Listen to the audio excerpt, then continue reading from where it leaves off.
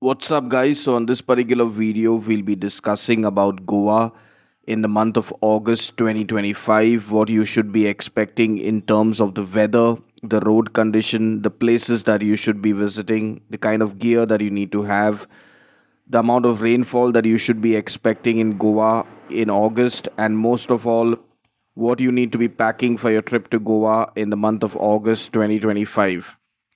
Now, it's very important to understand that the month of August is also a monsoon month in Goa, and generally, the month of August is when it rains the heaviest. So, by default, if you are someone who's planning a trip around the 15th of August to Goa because it's a long weekend, be prepared for a lot of rain, and at the same time, there's going to be plenty of lush greenery all over. So now when it comes to the temperature, you can expect the daytime temperature to be anywhere between 25 to 28 degrees, but the humidity is going to be really high. So by default, when it's not raining, you're going to be sweating a lot. And at the same time, the temperature in the night will be anywhere between, I would say, 17 degrees to around 21 degrees. So the nighttime, it's going to get a lot more pleasant as compared to the daytime. But the humidity is the real killer in Goa, and that's the biggest drawback of traveling to Goa throughout the year. But the monsoon is when the humidity is relatively much higher because of all the rain that's around. Now, when it's humid in Goa, make sure that you carry light clothing along and clothing that can dry quickly because you do not want to get soaked in clothes which are going to take a couple of days to dry up and then have to wear wet clothes and roam around when it's already wet all over. Now, when it comes to the natural beauty, it is at its best because there's plenty of waterfalls. Dudhsagar waterfall is at its complete best in the month of August, and at the same time, every bit of Goa is covered in lush greenery. The paddy fields and all the neighboring places are covered in green.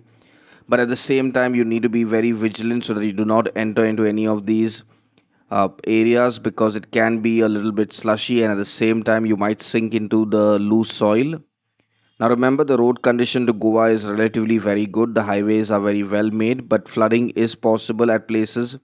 This is purely because the water level rises up, and if it's raining continuously for a couple of days, which is highly possible that the rain can go on for a few hours to a couple of days also, it's very much possible that this could lead to roadblocks along the way because of flooding. Now, remember, when you're planning a trip to Goa in the month of August, you need to understand that the month of August is usually an off season, but at the same time, there will be crowd along around the 15th of August because it's a long weekend. A lot of people will hop and come to Goa because Goa is a global destination. So by default, if you're planning a trip around the Independence weekend, make sure that you've got your bookings well in advance so you're not ending up stranded in a place that you want to stay at and then having to pay a surcharge because you're booking too late. Accommodation in Goa in the month of August is relatively affordable. It will range from anywhere between, I would say, 1,000 rupees to 2,000 for a budget room with an AC, and for a more deluxe room, which is usually in the season time anywhere between 10 to 15,000, you might get it off as low as even 5 to 7,000, depending on the kind of deal you can strike. It's usually the longer you stay, the more affordable the room costing will get. But remember that if you are planning a trip to Goa in the month of August, it's always better to hire a vehicle compared to a bike because you do not want to be riding a scooter in Goa and then slipping and sliding and breaking your bones, because that's very much possible because the roads are narrow, and at the same time it's extremely slippery to be going around with the amount of rain that's going to be expected. Power cuts are usually not in the tourist areas because most of the accommodations that have power backups in the form of inverters and generators. But power backups usually do happen, so you can expect the electricity to go off here and there. By default, do not travel to Goa without a power bank.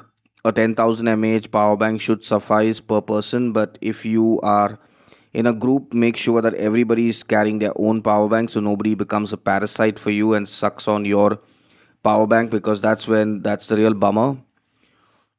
Another thing that you need to keep in mind when you're traveling to Goa in the month of August is that the network can be really hit and miss. Even though Geo and Airtel work really well, it could be a time when, because of the rains, the network could go down, and even if the network is there, the internet might not really work. It might show that you have 4G or 5G, but in reality, you will not really have any kind of data, or at the same time, even calling becomes a problem.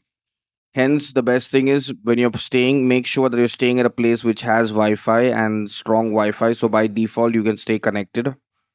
Now, when it comes to the places that you should be visiting, make sure that you're staying away from going to the beaches to swim. Swimming in the monsoon is not at all advisable because the sea can get really rough and it can pull you into the deep sea, and that could lead to a fatal accident. So, avoid getting into the sea.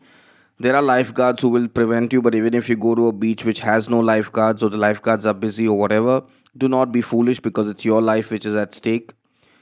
At the same time, the places that you should be visiting are basically you can go to Agonda, you can go to Morjem, you can definitely go to Anjuna, you can also visit Palolem in the south, you can go to Varka. These are places which are thriving. Along with these places, Kolwa is a good place to be going to because there's always something happening. Most of the beach shacks will be closed, but there will be a few here and there which will be open. So if you do end up going to the beach side for a evening dinner, make sure that you go to a beach shack which is not too close to the beach, I would say, slightly away, because by default when it rains you'll have the sea breeze along with salty rainwater coming into your ambience, which is wherever you're eating or you're drinking, and you wouldn't really like that feeling, and it's a grim feeling because remember, all these beach shacks are made for dry season when the sun is out.